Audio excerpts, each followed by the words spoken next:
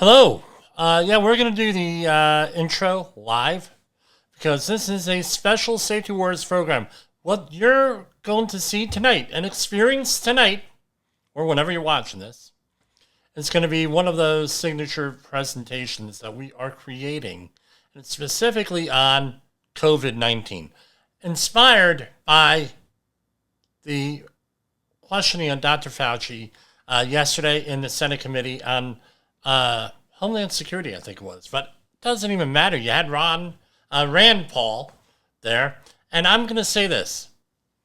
I'm not an attorney. I don't play one on TV or the radio or Safety FM or anything. Or on the internet. We're going to be talking about some legal issues. We're going to be talking about a whole bunch of stuff tonight. Everyone is innocent until proven guilty in the court of law. Whatever you want to call it, some people called it a Gouverneau show. Some people called it justice. Some people said it was appropriate, but what was it? It was more or less like an indictment.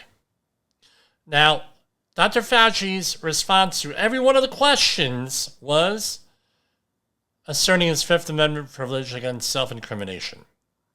Now, my understanding is that if you give an opening statement and you can't go out and answer the questions with that statement, you can't assert your Fifth Amendment privilege. The other thing is, what I've heard, you cannot assert that Fifth Amendment privilege if you have blanket immunity and pass the statute of limitations and a full-blown pardon. Can't do it. So we're going to let the lawyers decide that. We're going to talk about exactly what the hell happened out there. So everybody is innocent until proven guilty. This is Safety FM, and this is Safety Wars. And we are going to be rocking that safety boat today. So mark it on your calendars, because I think yesterday is going to be a hallmark day. It's going to be one of those days where everybody's going to remember where they were, what they were doing, and everything else. Let me make sure I have the right microphone on. Yeah, we got the right microphone on. Right? Hold on. There we go. We're rocking that safety boat. Now, where the hell have I been? Let me start out with that. Over the last couple of weeks, I had some minor surgery. Well, no, the difference is between minor and major surgery. Everyone knows that. Minor surgery is what the other guy has. I could not do the Vulcan salute. And if you notice on camera for you guys, I have 19 stitches in my hand. Don't mean to gross anybody out. Jay Allen says to me, Jimmy, that looks like AI. No, it ain't AI, I assure you. I had trigger finger surgery, but we're not going to talk about that. Last week I was incapacitated. I felt like I had the aftermath of COVID, where you're just tired all the time. And then earlier this week we were playing catch up because I couldn't work last week. I'm not going to work when I am on painkillers, and I'm not going to work when I'm all doped up. Some people say you're always doped up, so what difference does it make? What are you going to do? Let's start out. I put together a lot of stuff here. All right, and we were trying to get this to work where I do a split screen, but it wasn't working or anything else. So this is what we have. COVID-19, respiratory protection, and accountability. This is what it comes down to. I'm going to say this, and I think this was one of the main points yesterday. Fauci, right, Dr. Fauci, influenced national policy. He did not personally issue every mandate, but he did influence it. Because let's remember something here with this. We're safety professionals, are we not? Yeah, we're safety professionals. What happens when someone issues a non-mandatory standard? What happens? We have non-mandatory standards all the time, don't we? Oh yeah, you better believe it. If you're a safety professional, you have been involved in non-mandatory standards. Trade organization, an FPA. They have a whole bunch of non-mandatory standards. You have the NFPA, you have American Welding Society, so you have the ISO standards, ISO 14001, and all of those standards, all non-mandatory. And what happens, well, you also have under OSHA the General Duty Clause. You can go look that up, what that is. That basically says if there's a standard and it's a potentially serious outcome, we're not worried about de minimis, and there's some standards, recognized standard, and you didn't protect your employees from it, and it was feasible for you to do that, you're guilty. You are fine. You are cited. So we understand that. Now let's remember, a lot of cases are out there. My understanding, they're not even resolved yet, especially in New York, dealing with COVID policy and what companies did or didn't do. But what do you see here in a court of law? Well, the government said this, and the government said that, and Fauci said this, and Fauci said that, and you weren't listening to Fauci, so therefore you're evil, and you are liable. That's what we were faced with. Government officials, same deal. Again, we're adding context here. Government officials, same thing. Managing, we're not talking to the legislative branch, generally speaking. The executives, your public health officials. Oh, we weren't, no, we're not, we got to follow it because then we're liable. And then you got the one hand, why aren't you using common sense? And you got people like me, well, let's use common sense, well, let's explain what we need to do. And I wish this program was on during COVID because we would have been doing this. However, one of the outgrowths of COVID, positive, negative, my critics say negative, is here. We're here talking. That was one of the events. So we could be in a position where we could go out, pardon me. So we're in a position where we could go and give you information here. So what does it come down to? We talk about safety here as what? Not zero accidents, zero incidents, zero releases, or 000, or in a COVID case, zero illnesses, zero fatalities. We talk about capacity and resilience. People say, Jimmy, why is that such a big deal? Capacity and resilience. I'll explain to you why capacity and resilience is a big deal. Capacity and resilience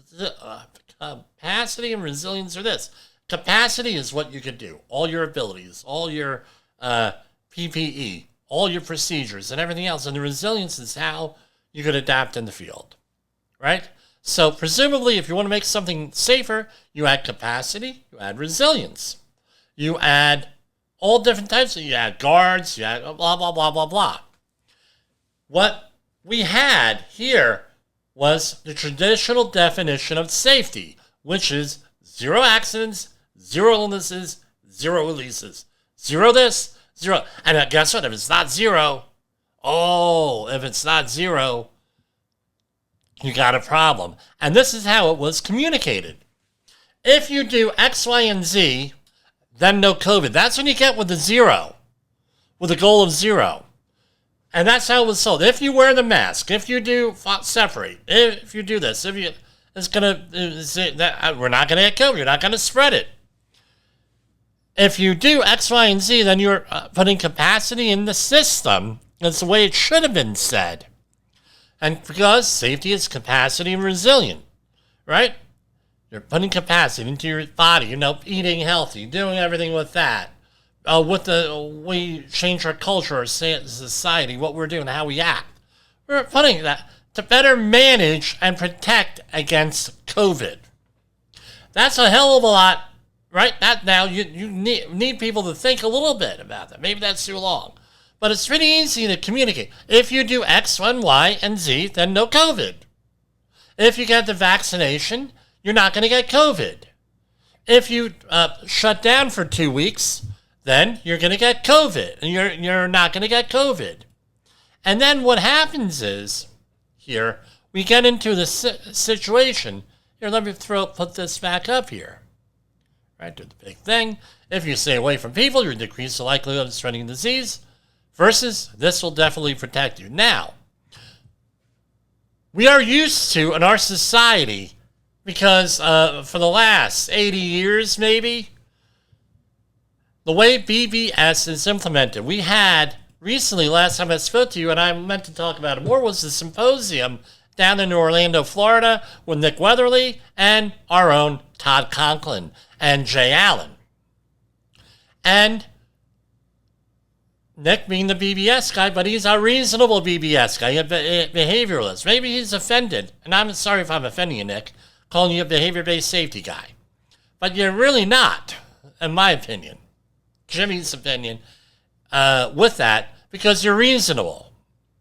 And you made one statement there. If I were to go and implement BBS the way it's being implemented by a lot of organizations, which is blame the worker and foreman, so you got the person with the least amount of power and the second most, and the person with the second most least amount of power, two bottom of the rung people, right? You're blaming them for a system. You have a problem. How is this implemented into COVID? How was it? You are evil or sick because you didn't listen to the government or follow government procedures. Shame on you, right? Well, how else is how else is BBS implemented? Go ahead. How is it? It's a concentration on numbers, graphs, photos to reportedly show progress. And I'm going to say this, reported numbers, which are named for, which generate graphs, which generate photos that are out of context often, and to show progress. And of course, we remember Goodhart's Law, right? Oh, let me get this slide up here. Remember Goodhart's Law. When a measure becomes a target, it ceases to be a good measure. If it is being measured, it's being manipulated. So what happened on our job sites? And this happened. Son of a bitch, I have COVID. Oh my God. If I'm out of work, I'm going to lose freaking pay. I'm out of sick days. So guess what I'm not going to do? I'm not going to report COVID. Or I'm going to, oh, hey, boss, I got something to do after 8 hours. Okay? You just stay over there. I'm going to, I'm not going to work. I can't work the overtime night. Anything wrong? Anything wrong? No, nothing wrong. Nothing wrong. I just can't work. So you go home and you try to sleep it off. Hopefully you come back next day. You can work. Right? So stuff doesn't get reported. So these, I was on projects where they said, Jimmy, we had 400 or 500 people here, and about half of them had COVID when they didn't report it, because if we reported it, the job would be shut down. This is where you have perverse incentives, verbal and nonverbal. We're not going to say we're going to shut you down, right? But, you probably shouldn't work if you had 250 people sick. So now you have that problem. Now, right? And of course, no, if you got sick, it's because you weren't following procedures, you're unhealthy, you're this, you're that, and you're blaming the person. Tell me that didn't happen. People weren't thinking of like that. Why? Because management, right, often, and the people in charge, they want sea level,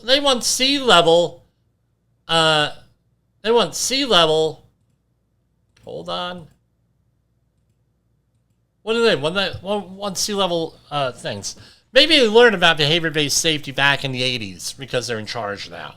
Oh, well, that's how safety is done. No, we don't involve every other thing involved, but safety doesn't evolve.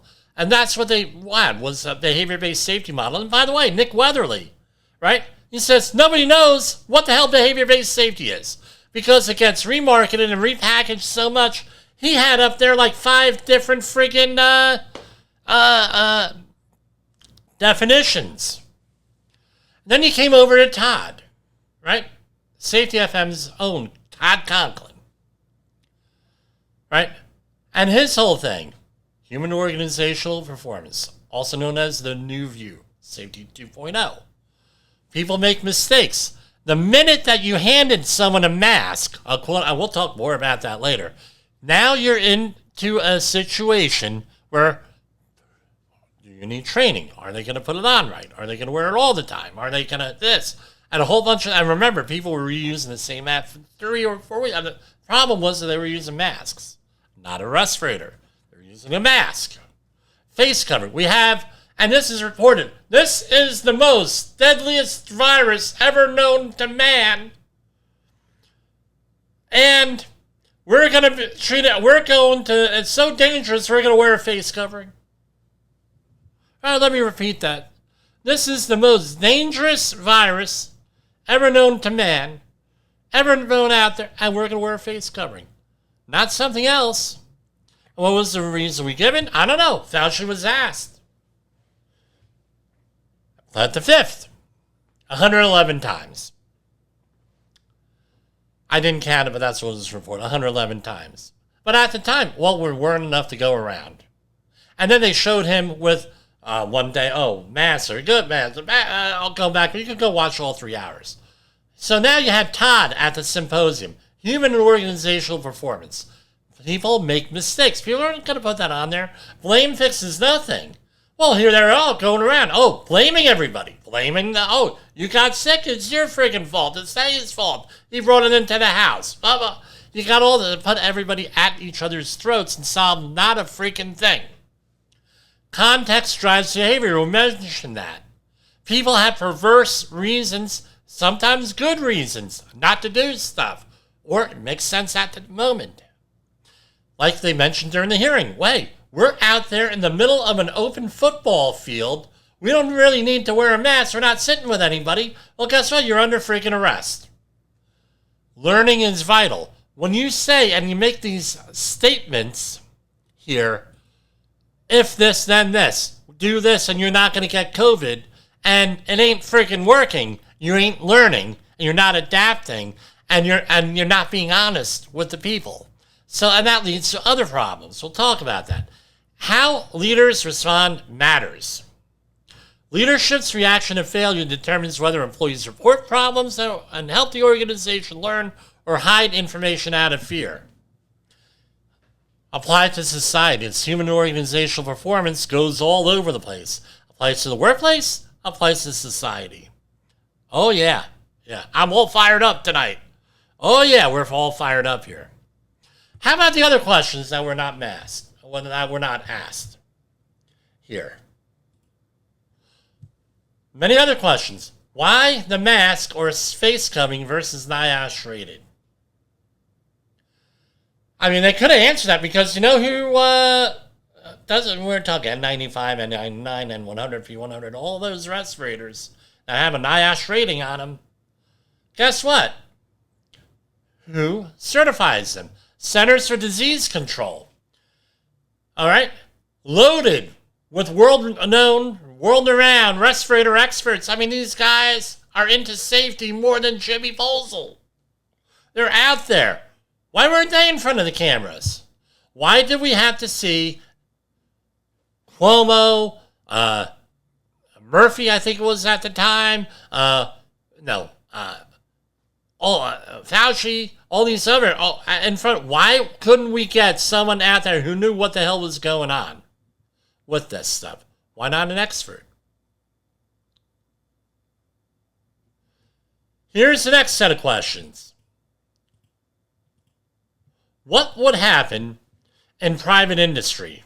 Would the same decisions been made if there was a reasonable chance of repercussions on the decision makers? We talk about that all the time here. Sovereign immunity rears its ugly head. And again, counterfactual, not very useful, but I think this is one of the few times it can be. What would you have done had you known you would have been in front of a committee 5 years later? What would your incentive been? Maybe you would have made a worse decision. Maybe you would have made a better decision. We don't know because you're dealing with it at the time. But I know one thing, if you, in private industry, and where you're liable for this crap, for making wrong decisions, you're going to make damn sure you make the right decision, aren't you? How come we didn't learn the message from all the other situations? And I'm not allowed to go into the anthrax cleanups back in 2001. But I will say this. it was evident to me, right? It was evident to everybody who involved. Well, I can't say everybody. There's one son of a bitch who I can't say that. Evident to everybody, they didn't have the capacity, the means, the CDC, or the means of whether or anything on how to manage that situation. If everyone didn't sign NDAs, I could get people on here who would be talking a mile a minute on this. Incorrect understanding of what a vaccination is. What's a vaccination? Vaccinations are given prior to an illness. So vaccinations are not 100% ever. There are adverse reactions. Official numbers, very low. We're talking less than 0.5% reportedly. A negative adverse reactions. But the problem is that when you're giving out millions of shots, millions of boosters, now it becomes a significant number with that. And as we know, the illness evolves like all other viruses. So, again, that's another one. Why wasn't that in there? Years worth of safety training, and this is what it is. And I indict every safety professional out there who was in charge of this, who did not give pushback. Right? Sometimes you couldn't give pushback. We were training people for years, since 1990, basically, on this. Years worth of safety training out the window by people we trained. There wasn't a leading indicator to this. Oh, yeah, there was. Oh, there were a leading indicator to this. Well, what was it? Go ahead. We'll be talking about it in about a month and a half. Go ahead. Happened 9/11. Why? Look what happened on 9/11. All the respiratory illnesses. That was a leading indicator, folks. Looking back, no, I said it at the time. Why aren't these people in respirators? Why don't we? We'll be talking about that because we got some inside information on that we're going to share with you. Right? And the most important question, what did we learn as a society and how do we plan for the next time? This is the point of the Democrats. We have current issues going on here, and it's a valid thing. What are we going to do next time? I tell you what they're going to do next time. They're going to ride out that issue attention cycle. They're going to ride it out and hope you all forget about it. That's what they're going to do. Oh, yeah. Don't believe me? Believe me. Believe Jimmy on that. Right. So, why was he in front of that? Essentially, yesterday, was there perjury trap? I think that's obvious. They're trying to get him on the record. Perjury trap. Just tell the truth. Guess what? That's why he didn't say it. Fifth Amendment. But you have multiple things here. One, sovereign immunity. A lot going on out there. Official defenses. Fauci has his defenders out there. We had 6 attorneys there yesterday. He has his defenders. They're going to spin this like you wouldn't believe. You have statutes of limitations, and I'm not an attorney, so we have more. We have pardons. He was pardoned. So what's the only venue left? A congressional hearing. People normally don't go to jail for a congressional hearing unless they admit to a crime that gets referred over to the Department of Justice, and they handle it. So next week sometime, they said Tuesday, I believe, they're going to have a contempt of Congress because hearing on this. Again, this is the last venue. It's a congressional hearing with that. A dramatic hearing is not automatically accountability. He was not, right, Fauci and the others, they were not held accountable. Can't. What did the hearing produce? Allegation and denials, Fifth Amendment invocations, partisan confrontation, a possible contempt vote. And I tell you, it felt good for a lot of people yesterday. You hear the one senator from Indiana, Montesey, I believe is right? Basically saying, who the bleep did you think you were doing all this stuff? without a scientific basis, an allegation, without a scientific. We've all been there where we've had to make calls. Fortunately for most of us, it's only on a job site or a company. Not doing. Again, I've been there. I know what it is. When you're unsure, how is this going to go down? So what do? You add capacity, you add controls, and you pray for the best. I've been there.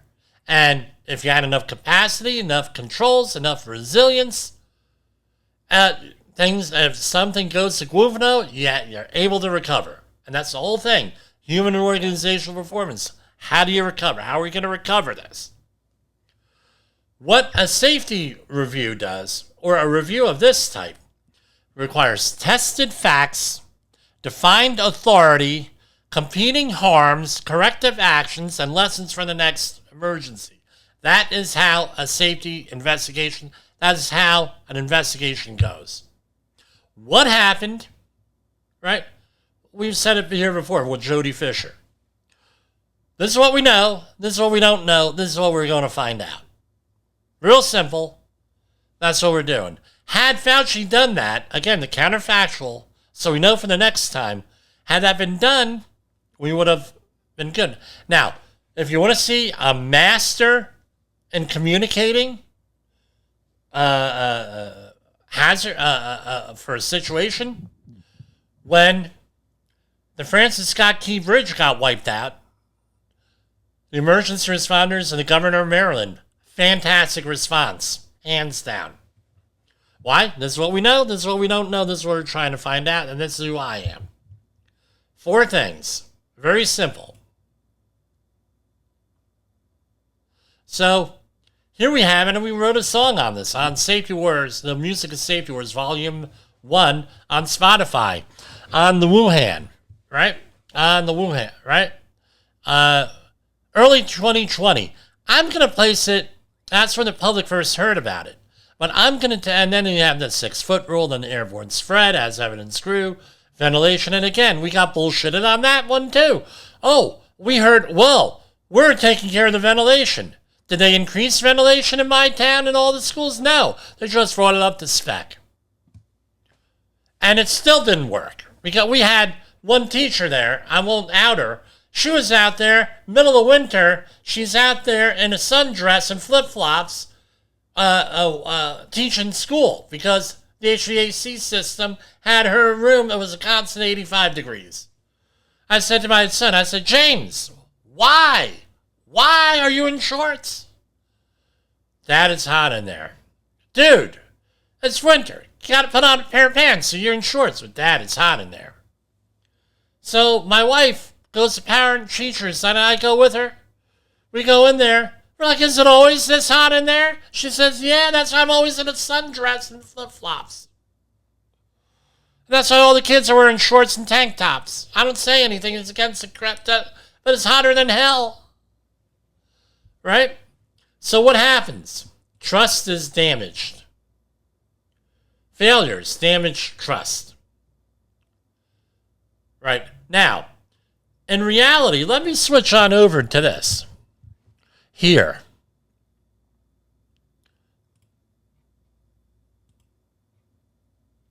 Give me a second here.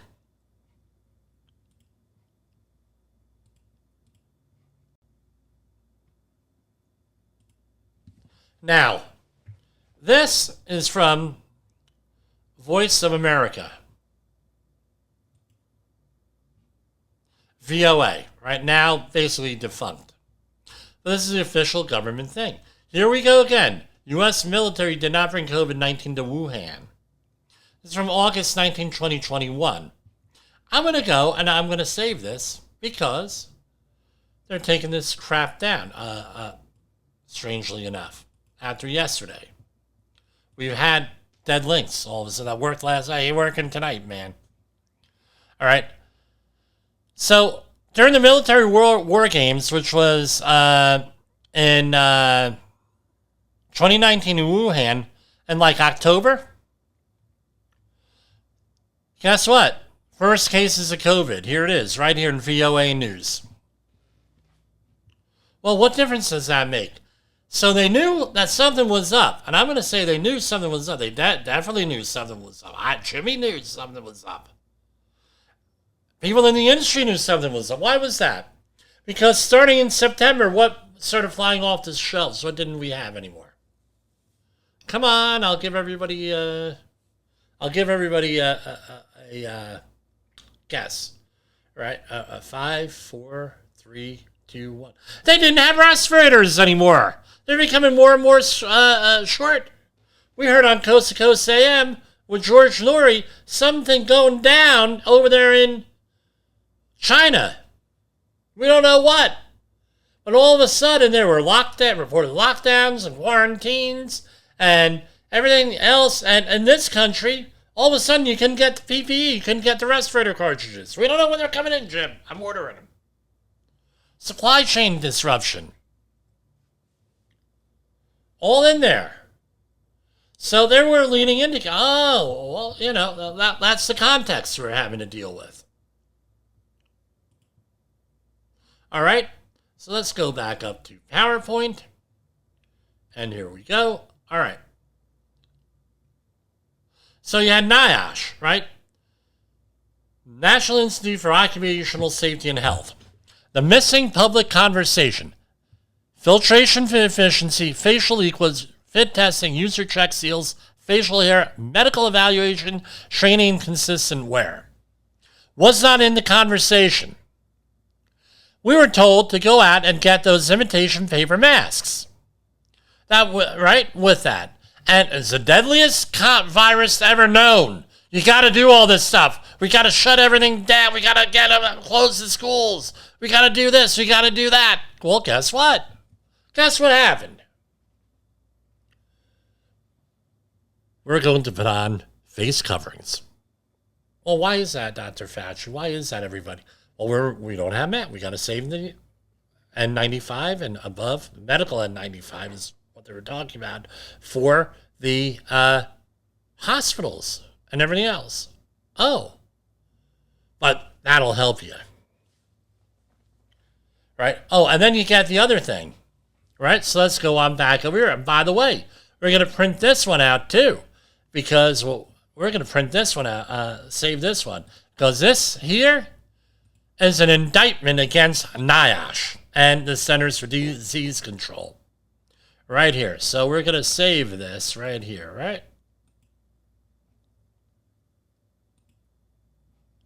All right. So this is on cdc.gov /NIOSH bulletin 2009 respirators and masks.html. And this was posted from October 4th in 2009, right around the time of SARS. Right? With this. Right? And someone pointed this out. How does a NIOSH respirator work? You would think that it would be what we call inertial compaction, or you have like a coffee filter, and the viruses stop and the particles stop, right? But there are 4 different mechanisms that a NIOSH respirator does. Again, this is on the CDC website.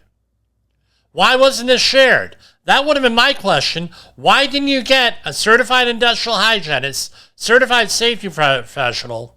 If I was around, it would be, why didn't you get the safety warrior Jimmy Poesl involved here? Jay Allen, why didn't you get him? Why didn't you get Todd Conklin and everybody else on the network? Sheldon. I mean, we're doing, and there's thousands of podcasts. Why couldn't you get somebody like that out there rather than Dr. Fauci? No, he's an expert on this stuff. And then what happens? There are 4 different ways. Well, let me get back. Inertial impaction. With this mechanism, let me share. Particles having too much inertia due to its size or mass cannot follow the airstream as it is diverted around a filter fiber.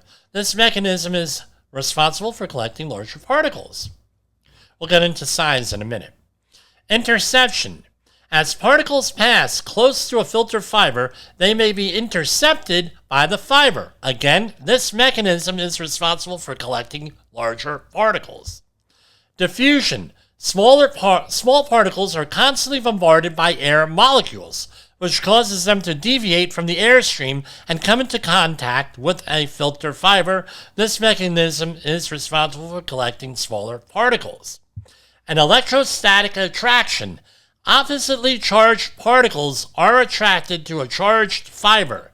This collection mechanism does not favor a certain particle size. Anyone want to guess what particle size that is? It's 0.3 microns. Right? That's why all of these masks, all of these filtering phase fuse respirators, all your P100 cartridges are rated at what could a fiber particle at 0.3 microns how much that can get through. We're going to show you the graph here in a minute. Why? I'm not exactly sure.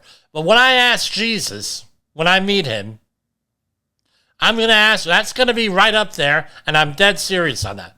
Why 0.3 microns? I don't know. Maybe someone has an answer out there. Why would you make? I don't know why that is. So here we have right from the publication. Filter mechanism, inertial impaction, and you got a nice little photo there, right? With that. Let's see, can I zoom in?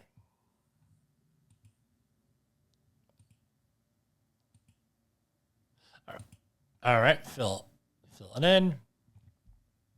Right, so you hear inertial impaction, interception, where it goes via, diffusion, where it goes bad, route there, disturbs the route, goes into the fiber, and electrostatic attraction, negative and positive attract.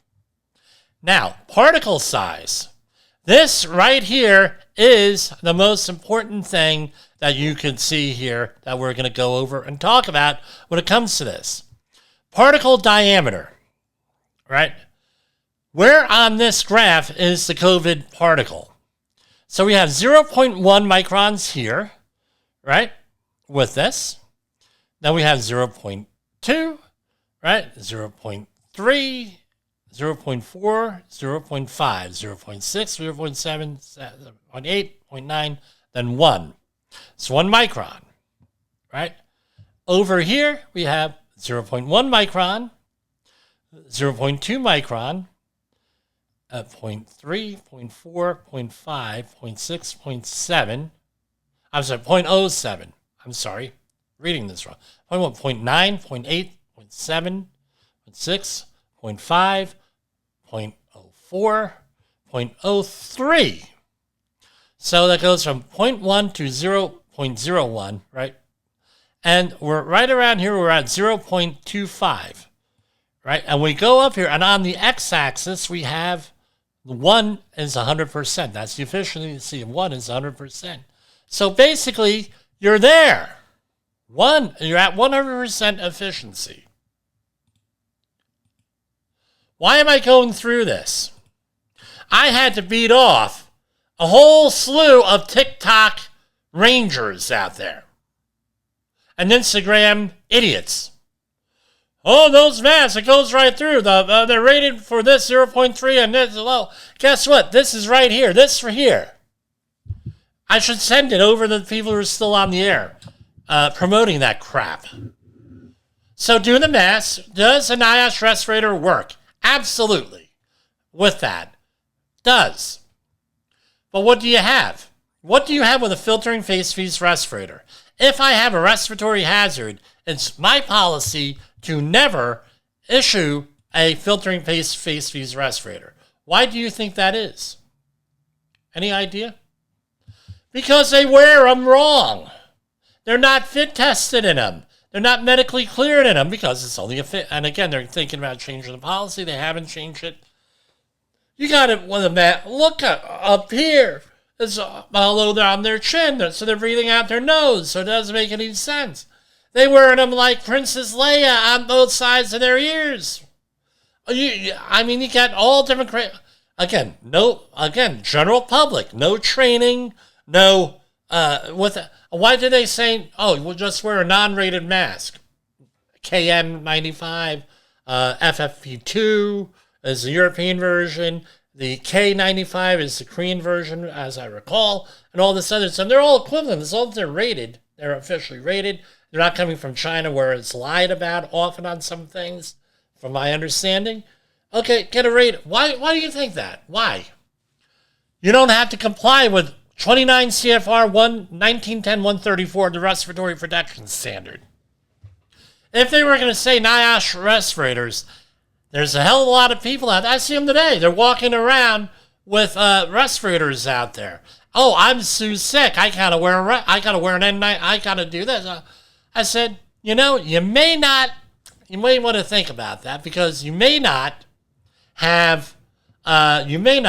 be medically fit to wear that.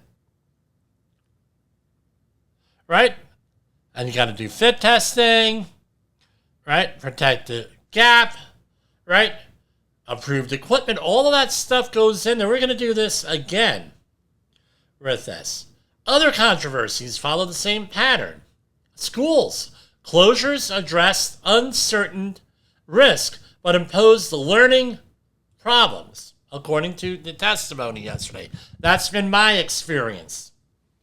Developmental and economic harm. There are some people who still will never recover from this.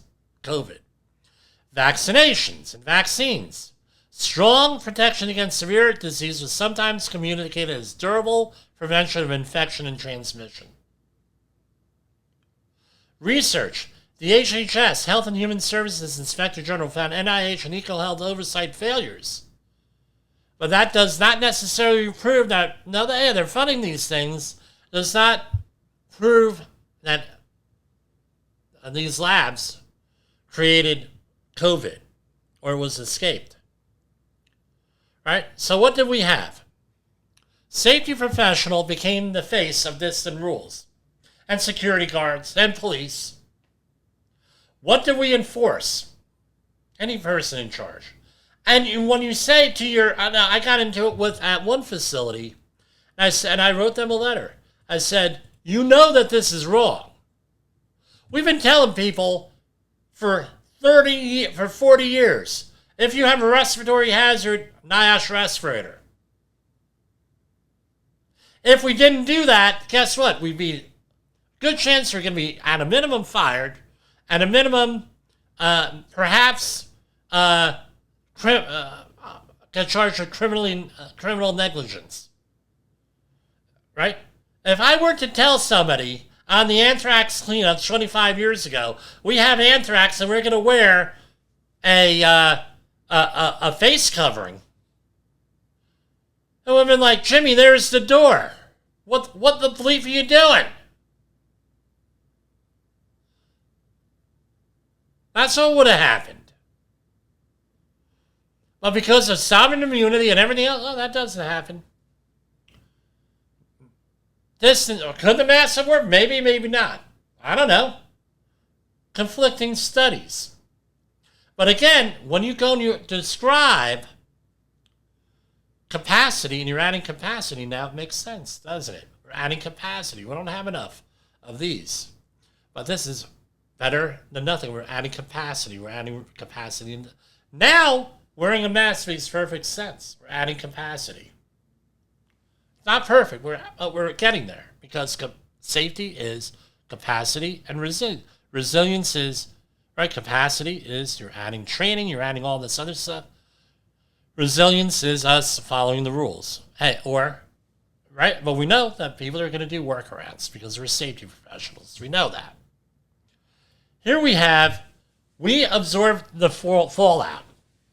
I heard multiple times, so what are we talking about? Damaged relationships, diminished credibility, grievances and litigation, workforce division, moral injury, distrust of future guidance.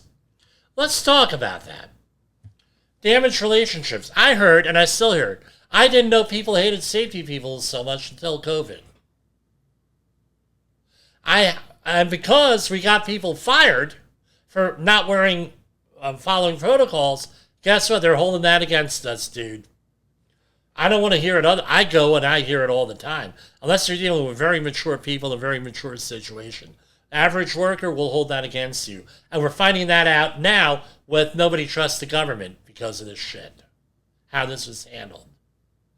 Diminished credibility, grievances and litigation, workforce division, moral injury, distrust of future guidance. All in there.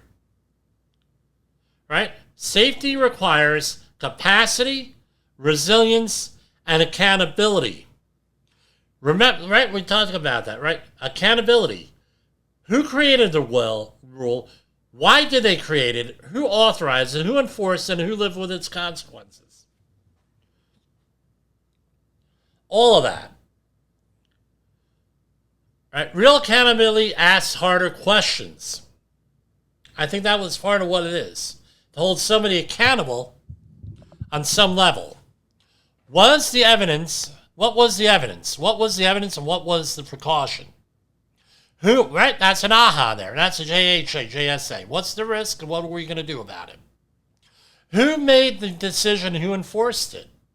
Again, who did this? Who made the decision? Nobody wants to say, well, we listen to Fauci. We listen to you. Nobody wants to know. Nobody knows. Right? It's like the old Saturday Night Fever, right? Back in the day. Right? Oh, not me, him. Right? Nobody's, right? When evidence changed, how quickly did policy change? Another hard question.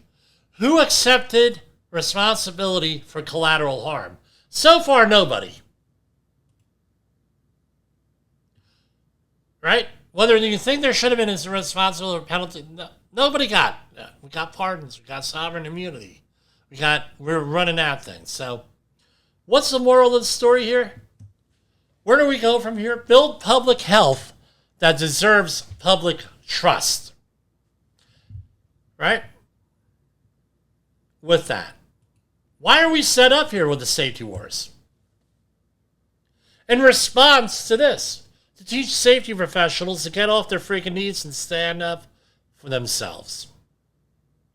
Evidence without arrogance, precaution without pretense, authority with accountability. Build public health that deserves public trust. Why are we here? Why are we doing this? Why do we do safety wars? Why? A lot of reasons. One of them is education. We're into education and training here.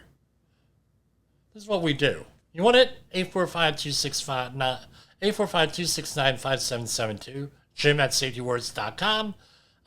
Safetywars.com. And our new site, James Poesl. P as in Peter. O-E. S as in Sam. L because I love you.com. That's what we're here for. Education. Inspiration. Building back those relationships. Leadership. Don't live on your knees. Lead. Right? That's like what the song says. We're going to take a brief break for this, and we're going to do... Boom, boom, boom. Hold on. We'll do that song.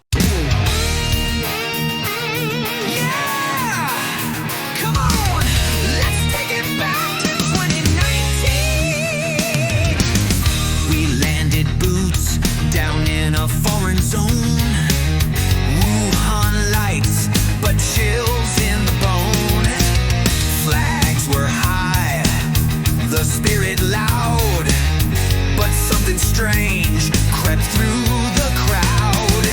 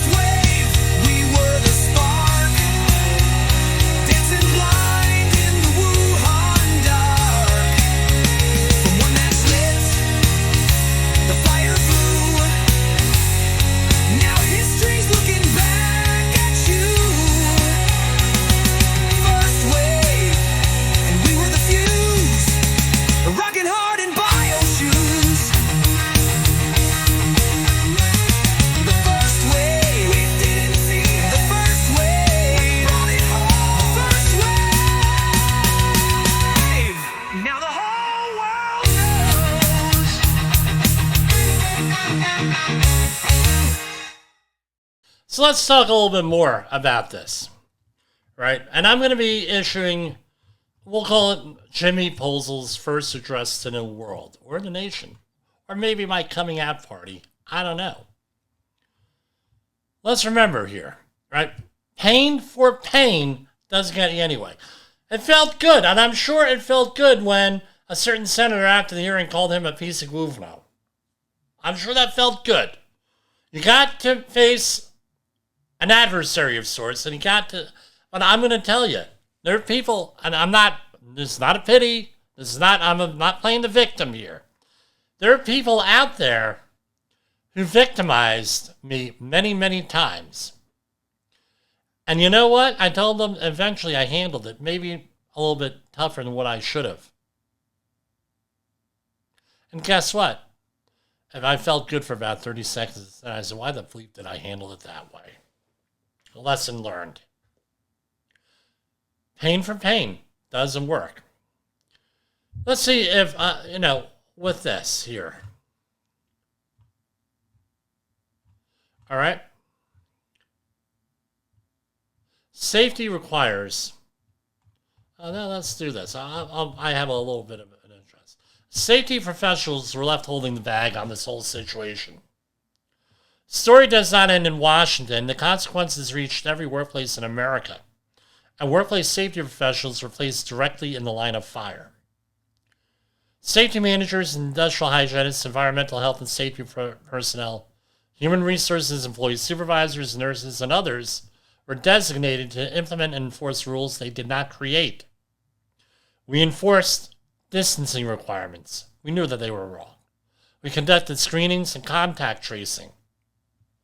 How many of us went out and became certified contact tracers? After I had COVID, 3 months later, they called me up to do a contact tracing. Oh, yeah. We separated work crews. We restricted access to buildings. We sent employees home. We participated in disciplinary actions. In some workplaces, we helped terminate employees who would not comply.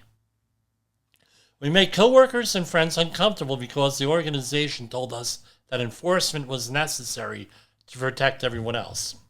Then when policies changed, many organizations behaved as those rules had appeared on their own, out of thin air. The executives who approved the policies moved on. The agencies revised their guidance. The politicians changed their language, reframed things. The safety professionals still had to walk through the same facility and face the employees impacted by those decisions. We became the human face of rules written somewhere else. Employees did not argue with a federal guidance document. They argued with the safety manager standing at the entrance. They did not direct their anger toward the distant official appearing on television. They directed it toward the person telling them to put on a mask, remain 6 feet away, submit to testing, leave the workplace, or risk discipline. Safety professionals were blamed from both directions.